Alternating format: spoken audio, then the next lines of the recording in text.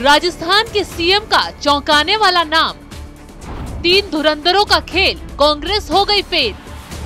मोदी शाह की जोड़ी ने मचा दिया धमाल। नमस्कार, कैपिटल टीवी में आपका स्वागत है और मैं आपके साथ प्रिया बिस्ट। राजस्थान में पीएम मोदी ने अपने 3 धुरंधर उतार दिए हैं और ये तीनों नेता सीएम के नाम पर बड़ा धमाका करने वाले हैं।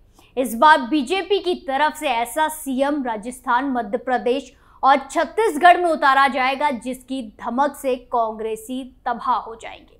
पीएम मोदी, अमित शाह और नड्डा ने दिल्ली में खेल कर दिया है। जल्द बड़ा खुलासा होने वाला है क्योंकि कहा जा रहा है कि इस बार वसुंधरा राजे, बाबा बालकनाथ, दिया कुमारी, गजेंद्र सिंह शेखावत के आगे भी कोई और बाजी मार गया है। कौन है वो आगे बताएंगे। इसी बीच बड़ी खबर ये आ रही है कि राजस्थान में बीजेपी ने पर्यवेक्षकों की नियुक्ति कर दी है। राजस्थान में राजनाथ सिंह, विनोद तावड़े, सरोज पांडे को जिम्मेदारी सौंपी गई है। तो अब ये लोग जयपुर में आगे का खेल करेंगे। तीनों जल्द ही सभी विधायकों की बैठक करेंगे और उनकी पसंद पूछेंगे और आलाकमान की तरफ से तय किए गए नामों का खुलासा करेंगे। यानी कि तीनों पर्यवेक्षकों का जयपुर पहुंचना अपने आप में बहुत बड़ा धमाका है। तीनों के आगे ना तो वसुंधरा की गुटबाजी चलेगी, ना उनके बेटे का खेल। यहाँ तो फैसला नेताओं का रिपोर्ट कार्ड करेगा। ऐसे में अब पर्यवेक्षक लौटेंगे तो उसके बाद विधायक दल की बैठक होगी और सीएम के नाम की घोषणा भी। लेकिन कहा यह भी जा रहा है कि इस बार सीएम को लेकर काफी हटकर फैसला होगा। इसके पीछे के कई कारण हैं। दरअसल ऐसी संभावनाएं जताई जा रही हैं कि इन प्रदेशों की कमान नए लोगों को मिलने जा रही है। ये तीनों राज्य बीजेपी के पुराने गढ़ रहे हैं। सबसे पहले बीजेपी इन्हीं राज्यों में सत्ता का सुख ले चुकी है। बीजेपी के सबसे पुराने कार्यकर्ता और नेता भी इन्हीं प्रदेशों से हैं। ये भी बहुत हद तक सही है कि इन प्रदेशों में जो पुराने नेता हैं वो जमीन से जुड़े लोग हैं और उनकी अपनी फैन फॉलोइंग है। इन लोगों ने बीजेपी को अपने खून पसीने से सींचा है। तो फिर क्या कारण है इन प्रदेशों में पुराने लोगों को किनारे करने की बात चल रही है। आइए देखते हैं ऐसी बातें क्यों हो रही है कि इन राज्यों में नए लोगों को सीएम बनाया जा सकता है।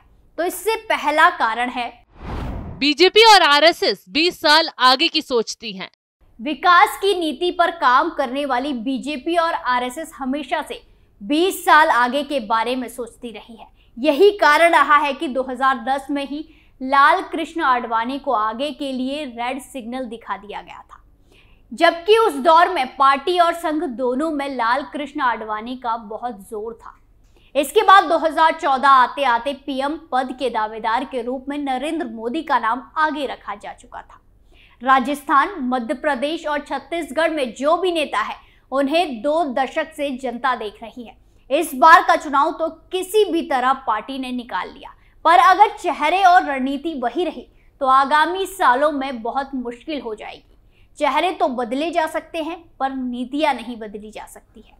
जब वसुंधरा, शिवराज और रमन सिंह पर 2 दशक पहले पार्टी ने दांव खेला, उसका नतीजा रहा कि बीजेपी अभी तक इन राज्यों में झंडे गाड़ रही है। इसी तरह अब नई पौध नहीं लगेगी तो आगे के सालों में पार्टी किसकी छाव में सुकून महसूस करेगी। इसीलिए आगे नए लोगों पर दांव खेलने की कोशिश हो रही है। 2024 के चुनाव से पहले गुटबाजी पर लगाम। दूसरी सबसे बड़ी बात यह है कि बीजेपी के लिए इन तीनों राज्यों में जीत से भी अहम 2024 का लोकसभा चुनाव रहा है। बीजेपी चाहती है कि इन प्रदेशों की सभी लोकसभा को फिर से जीता जा सके। मध्य प्रदेश में लोकसभा की 29 सीटें हैं और इसमें से 28 पर बीजेपी का कब्जा है। इसी तरह राजस्थान की 25 में से 24 सीटों पर, छत्तीसगढ़ की 11 में से 9 सीटों पर बीजेपी काबिज है। दिक्कत यह है कि किसी भी पुराने चेहरे को सीएम बनाने से मुश्किल ये होने वाली है कि दूसरा गुट अंदर ही अंदर पार्टी के खिलाफ काम करने लगेगा। यही गुटबाजी खत्म करने के लिहाजे से ही विधानसभा चुनाव में पार्टी ने किसी भी राज्य में किसी को सीएम फेस नहीं बनाया था। इसका फायदा ये रहा कि सभी गुटों ने जीत के लिए जी जान लगा दी। सभी इस उम्मीद में काम कर रहे थे कि अगर मेहनत रंग लाई तो हो सकता है कि सीएम का पद उन्हें मिल जाए। इसी तरह किसी भी नए चेहरे के सीएम बनने से सभी पुराने लोगों का सहयोग पार्टी को आगामी लोकसभा चुनाव में मिल सकेगा। बीजेपी हर फैसला पार्टी से जुड़े नेताओं को देखकर भी ले रही है। ताकि आगे किसी को दिक्कत ना हो। राजस्थान में वसुंधरा का 5 साल से अलग थलग होना। राजस्थान में वसुंधरा राजे सबसे वरिष्ठ नेता है। राजस्थान में लोकप्रिय भी है। उनकी सभाओं में उमड़ने वाली भीड़ को उनकी लोकप्रियता का पैमाना माना जा सकता है।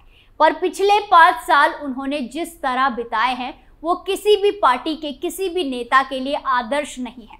प्रदेश की 2 बार सीएम रहने के बावजूद उन्होंने पार्टी की राजस्थान की इकाई से दूरी बना के रखी थी। पार्टी की बैठकों से दूर रहना और पार्टी के समानांतर खुद को कायम रखकर खुद को केंद्रीय नेतृत्व से दूर रखना था। हालांकि उन्हें कांग्रेस के खिलाफ कई ऐसे मुद्दे भी मिले जिससे बीजेपी को फायदा हो सकता था, लेकिन पिछले 5 सालों में वसुंधरा ने कभी भी खुलकर कांग्रेस की नीतियों का विरोध नहीं किया। ना ही सचिन पायलट के गंभीर आरोपों पर गहलोत के खिलाफ खुलकर सामने आई। चीफ मिनिस्टर रहने के दौरान भी कई बार केंद्रीय नेतृत्व के फैसलों में बाधक बनती रही है। ऐसे में कोई भी लीडरशिप उन्हें किसी महत्वपूर्ण कुर्सी पर बैठाकर क्यों बिना बात के सिर दर्द मोल लेना चाहेगी। इसीलिए अब वसुंधरा राजे से दूरी बनाई जा रही है। हालांकि वसुंधरा रिजॉर्ट पॉलिटिक्स के आलाकमान पर लाख दबाव बनाने की कोशिश कर रही है, लेकिन वो फेल होती दिखाई दे रही है। आलाकमान भी खास भाव नहीं दे रहे हैं। छत्तीसगढ़ की राजनीति में ओबीसी और आदिवासी फैक्टर जरूरी। वहीं बात छत्तीसगढ़ की करें तो छत्तीसगढ़ की राजनीति में पुराने चेहरे रमन सिंह की उम्र 71 साल की हो गई है। रमन सिंह प्रदेश के 3 बार मुख्यमंत्री रह चुके हैं। पिछले 5 साल उन्हें भी रिटायरमेंट वाले ही गुजारे थे। हालांकि चुनाव में उन्होंने खूब भागदौड़ की, पर बीजेपी के लिए सबसे बड़ी मुश्किल यह है कि छत्तीसगढ़ में इस बार आदिवासियों के वोट खूब मिले हैं। पिछड़ी जातियों के वोट भी बीजेपी को जमकर बरसे हैं। कांग्रेस की लीडरशिप प्रदेश में पिछड़ी जाति वाली रही है। भविष्य में भी जनता का समर्थन मिलता रहे, इसीलिए बीजेपी चाहेगी कि किसी आदिवासी या पिछड़े के हाथ में प्रदेश की सत्ता सौंपे। छत्तीसगढ़ में नए नेतृत्व को आगे के लिए तैयार करना भी जरूरी है। अगर किसी फ्रेश चेहरे को सीएम बनाते हैं और वो अच्छा काम करता है तो बीजेपी को आगामी 15 सालों के लिए एक नया नेता मिल जाएगा। और तो और 2024 का चुनाव भी बीजेपी के लिए आसान होगा। तो इसीलिए हर एक कदम पार्टी फूंक फूंक कर उठा रही है। जल्दबाजी में कोई भी फैसला नहीं लिया जा रहा है। शिवराज चौहान जैसे काबिल लोगों की जरूरत केंद्र में। इसी के साथ बात मध्य प्रदेश की करें तो शिवराज सिंह चौहान ने निशानदेह मध्य प्रदेश में अपने काबिलियत की नई परिभाषा कर दी है। मध्य प्रदेश में मिली प्रचंड जीत में उनकी भूमिका से इनकार नहीं किया जा सकता। शिवराज सिंह चौहान जैसे मजबूत नेताओं की जरूरत केंद्र में भी है। केंद्र में कई नेता अभिभावक मंडल में जाने की उम्र में हो गए हैं। शिवराज को भविष्य की बड़ी भूमिका के लिए भी तैयार किया जा सकता है। बीजेपी मानकर चल रही है कि केंद्र में उसकी ही सरकार आनी है। ऐसे में मोदी, शाह, राजनाथ, गडकरी की टीम में एक पुराने कद्दावर साथी की और जरूरत महसूस हो रही है। दूसरी ओर मध्य प्रदेश में अगले 2 दशकों के लिए नया नेतृत्व तैयार करना अब जरूरी हो गया है। तो ऐसे में यहाँ शिवराज को इस बार मौका न देकर किसी नए चेहरे पर दांव खेलने की कोशिश हो रही है, ताकि आगे का रास्ता भी आसान हो सके। इसके साथ ही शिवराज सिंह चौहान को आलाकमान बड़े तोहफे से नवाज सकता है, क्योंकि उनकी मेहनत का फल मध्य प्रदेश में बीजेपी को उम्मीद से ज्यादा मिला है। तो ऐसे में अब पीएम मोदी और शाह ने जो रणनीति बनाई है वो धमाकेदार होने वाली है। फिर चाहे बात राजस्थान की हो या मध्य प्रदेश की या फिर छत्तीसगढ़ की, ये वो राज्य है जहां 2024 में भी डंका बजना बीजेपी के लिए बेहद अहम हो गया है। तो ऐसे में ये कहना कि राजस्थान में वसुंधरा को ही कमान दी जाए या फिर नाराजगी मिटाने के लिए फैसला होगा, तो ये जल्दबाजी है। फैसला ऐसा होगा जो जनता के लिए भी चौंकाने वाला होगा और नेताओं के लिए भी। वैसे भी बीजेपी कभी भी उन नामों पर दांव नहीं खेलती है जो चर्चा में रहते हैं।